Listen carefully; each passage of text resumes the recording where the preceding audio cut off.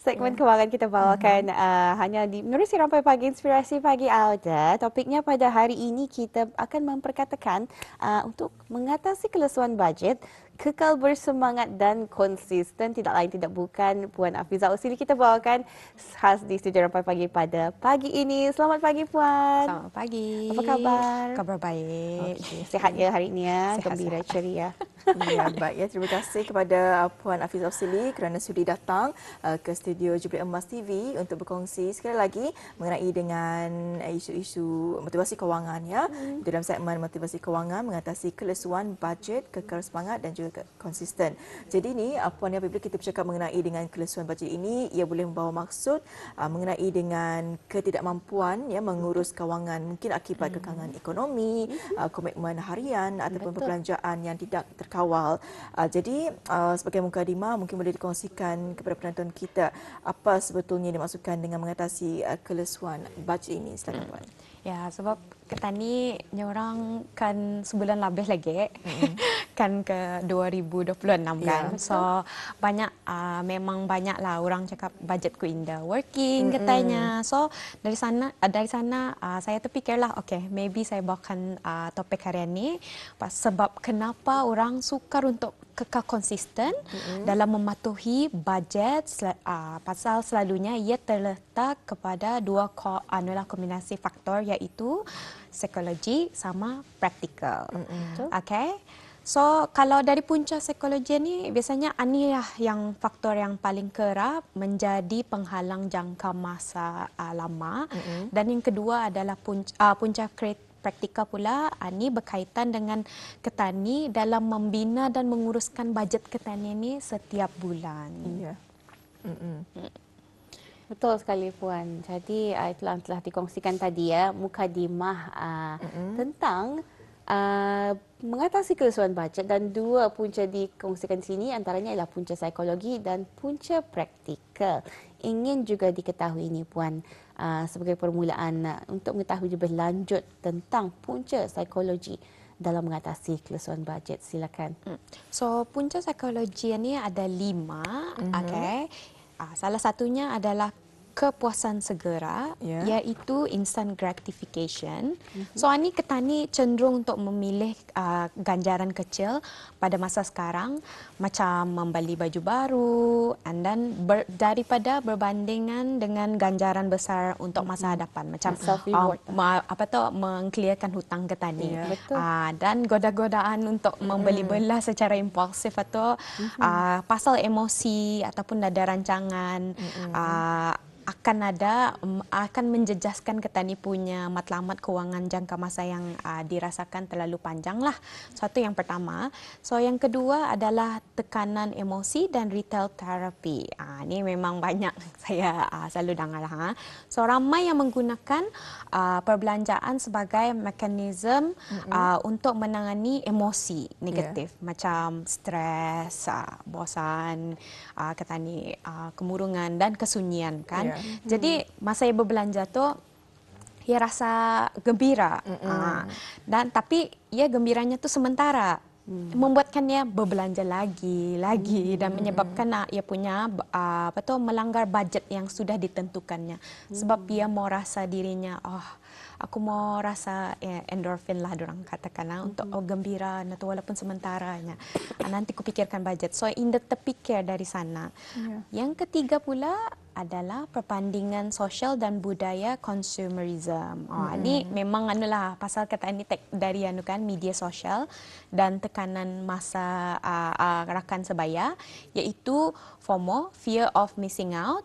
Okay, ini mencipta standard gaya hidup yang indah realistik untuk diri ketani sendiri dan banyak individu berbelanja lebih kemampuan untuk kelihatan macam bergaya untuk mengekalkan status sosialnya lah. Yang dikenali sebagai gaya hidup mewah yang indah sepadan dengan gaji sebenarnya. Yang keempat pula, mentaliti serba kekurangan. Scarcity mindset inilah. So ini individu ini ia selalu berasa indah cukup duitnya. Walaupun pendapatannya bertambah tu. Mungkinnya ia dari sini mentaliti kekurangan ni ada arahnya. Sebabnya ia tingkah lakunya ia boros sikit pasal rasa layak pasal aku ada gaji besarnya. So aku pun berbelanja besar. So instead of ganjaran itu sekali-sekala jadi tiap-tiap hari. Macam sentiasa terkurang kan orang. Jadi dari sini ia pun orang in denial, ia mengelak untuk melihat budgetnya. So dari sana macam ia takutkan face ia punya reality itulah. So ia hanya dah ni cukup ni. Tapi belum sampai hujung bulan ia merasa kenapa duitku dah cukup so ia pasal yang indah track lah benda-benda ni. And then yang kelima, ni yang paling banyak juga saya dengar, keletihan keputusan. So decision fatigue. Pasal macam ia buat finance satu tiap-tiap hari. Macam sekiranya kalau orang yang baru kan memulakan kali sudah tu ia kekajutan dengan habit macam ia mesti periksa tiap-tiap hari itu ia membuat macam perlukah aku dapat ku kembali ke Indah. So terlampau banyak keputusan dalam satu hari itu membuat dia rasa macam ngaleh. Menyebabkan dia nanti tak aku pikirkan budgetan ni. Dan kembali semula dengan tabiatnya yang lama, yang Indah pedulikan budget lah. So itu adalah 5 perkara di mana ia punca psikologi yang membuatkan kita ni macam lesu sama Indah konsisten dalam budgetingnya ni. Jadi 5 punca psikologi kepuasan segera, tekanan emosi, perbandingan sosial dan budaya konsumerisme, mentaliti serba kekurangan dan keletihan keputusan. Decision fatigue pun ada juga. Cara kita ni memang masuk akal rupanya. Cara kita ni melihat katanya orang perkara perkataan budget atau ada orang melihat budgetnya sebagai satu kekangan ataupun orang bukannya sebagai satu cara untuk orang mendapatkan kebebasan kewangan pula. Jadi cara kita melihat perkataan budget itu mesti diubah sekali dan kita telah mendengarkannya mengenai dengan punca punca psikologi dalam mengatasi kelusuan budget ini penting juga untuk kita mengenali juga mengetahui mengenai dengan puncanya. Jadi kalau ada punca pasti akan ada macam mana untuk kita ni mengatasi. Jadi bagaimana hendak menangani masalah dari punca psikologi ni puan?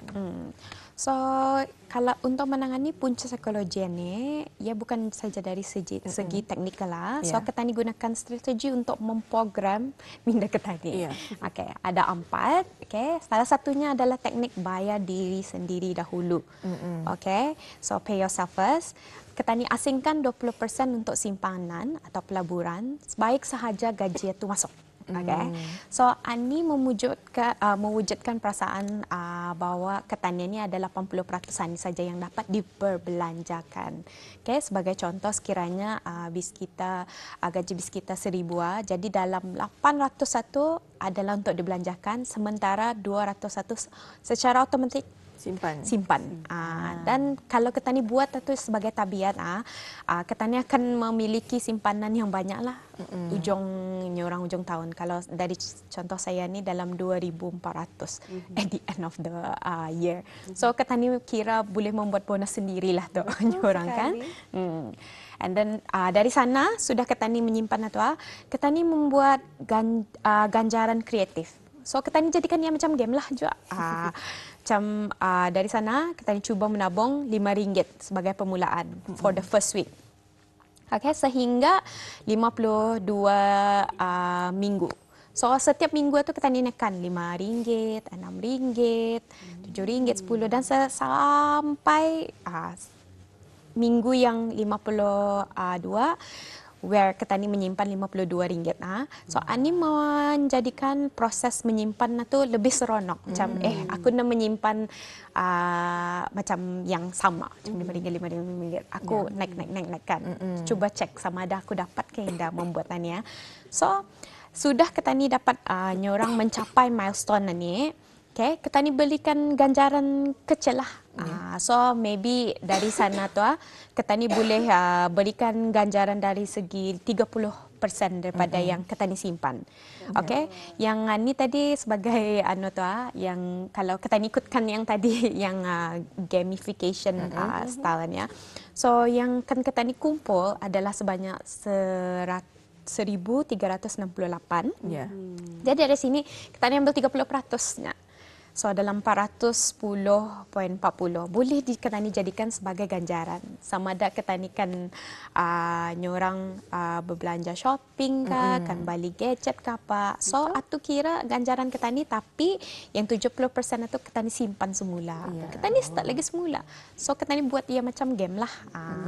Dan yang ketiga, ini yang paling selalu saya sabut bilang ya, tangguhkan pembelian itu selama 24 jam. Kita lain dimalamkan dulu. Dimalamkan, tapi dimalamkan jangan jual dalam pukul 10 dimalamkan dan esoknya balik indah. Malam 24 jam lah. Ya, tapi fikir dulu lah. Fikir dulu. So, bukan saja pikir-pikir, kalau boleh kita ni tulis kebaikan dan keburukan. Apa? Kenapa kalau kita ni balian ni penting kita? Penting kita. Macam mesti jadi pikirkan keburukannya, jangan saja kita ni pikirkan kebaikan dari segi apa yang kita ikan balik tu. Itu sekarang semua kebaikan saja, keburukan dan sembalilah katanya. So dua-dua mesti adalah. So yang keempat juga adalah hapuskan hutang berfaedah tinggi. So ini seperti hutang kad kredit ataupun pinjaman pribadi. Pasal ini memang ia punya interest adalah tinggi dan biasanya jadi punca utama tekanan dari segi anulah macam bayaran ni jual, bayaran tu jual. So kita ni slowly membayar hutang-hutang bermula daripada yang faedah interestnya yang paling tinggi. Menggunakan teknik yang saya pernah sudah sabut sebelum ini, iaitu debt snowball, di mana kita ni fokus membayar hutang terkecil dahulu untuk mendapatkan momentum motivasi itu macam ani habis sudah hutang kredit cardku. Ani habis sudah hutang So macam kita ni buatkan lebih semangat lah macam indah berhutangnya orang. Ya, jadi itulah ya cara yang bagaimana untuk kita ni menangani ya masalah dari punca psikologi. Jadi telah dikongsikan ada 4, iaitu pay yourself first, iaitu teknik membayar diri sendiri dahulu, ganjaran kreatif, tangguhkan pembelian dan juga hapuskan hutang berfaedah tinggi. Jadi kita mulakan untuk bayar hutang yang kecil-kecil terlebih dahulu dan barutah kita ni ya hapuskan hutang berfaedah tinggi ya. Betul. Pernah dikongsikan melalui media sosial ni saya melihat terutama sekali poin yang kedua ganjaran kreatifnya mingguan ni aku mau kumpul duit hijaunya. You gunakan kod warnanya. Minggu ni warna birunya, minggu ni warna merah. Lepas tu warna hijau. Macam atau jadi seronok rasanya untuk mengumpul duit selepas itu. Jadi pelbagailah cara yang telah dikongsikan oleh Puan Afiza untuk menangani punca psikologi ini. Jadi apa pula dengan punca praktikal dalam mengatasi kelesuan bajet ni Puan? Silakan. Okey, punca praktikal ini lebih kepada kita ni punya sistematik lah cara kita ni membuat dari segi kewangan lah. So ia ada 4 dalam punca praktikal ini. Salah satunya adalah bajet atau terlalu ketat sama indah realistik. Okay, ia bajetnya ada, saya pernah lihat ia membuat bajetannya, ia nadakan ganjaran, so kemahuan itu pun ia strictly hanya untuk keperluan. So kadang-kadang orang kalau ada ia boleh membuat ketani jadi binge spending tu pulang, iaitu berbelanja sampai indah terkawal, berlebihan sampai indah terkawal lah. Sebab macam ketat macam orang in a sense kita ni kena penjara apa tu or kita ni makan atau macam terlampau strict sekali macam lihat tu sudah kita ni makan yang indah sehat kita ni teruskan indah sehat pasal dia nyaman satu kan. So dari sana macam it's too strict lah nyorang. So dalam bajet nanti mesti kita ni ada peruntukan dari segi nyorang untuk kemahuan jua supaya kita ni macam at the end of the day macam aku menyimpan, aku enjoy jua. Tapi macam mungkin restrict lah macam dalam 3 bulan memang I will do something fun lah dengan duit tani apa. Dan yang kedua adalah kekurangan sistem otomasi. Okay, so yang ini ramai bergantung dari disiplin diri semata-mata untuk menyimpan sama membayar bil tu. Tapi bila macam gaji masuk, duit itu indah disimpan secara otomatik. Macam yang tadi, pay yourself first itu. Macam ia bayar semua itu, tapi simpanan ada. Sudah tu macam habis dibelanjakan sebelum ia sempat disimpan lah. So ia sebelum ia bayar untuk simpanan, ia bayar semua ban apa lang ia bayar keperluan apa tu ia lupa menyimpan, ia terus berbelanja ya, sebenarnya kalau ada lebih baru tak menyimpannya. Macam so ani budgetnya indah dipantau pasal kurang anulah kurang pemantauan dari segi atau masih simpanannya. Okay, yang ketiga ni ani yang paling banyak kenapa orang macam nak mau menyimpan lagi. Pasal nada matlamat jelas. Nada tujuannya lah. Nada tujuan. Macam aku mau menyimpan sekadar menyimpan duit saja. So motivasi itu kurang sikit. Macam example kalau larian ke apa, macam aku mau berlari 10 ataupun 20 kilometer. So kita ni ada tujuan sana. Tapi ni aku mau berlari sajalah lihat singan-singannya. So dari sana macam mana macam aku tahu berapa banyak ada goals apa tu 1 kilometer sejak macam tu. Sebab itulah dari sini matlamat jelas satu memang penting. Walaupun macam aku kan membeli TV or aku kan membeli iPad. So 70% daripada yang aku simpan ni aku beli iPad ke ataupun membeli gadget, membeli telefon ke apa itu ini ya. Okay.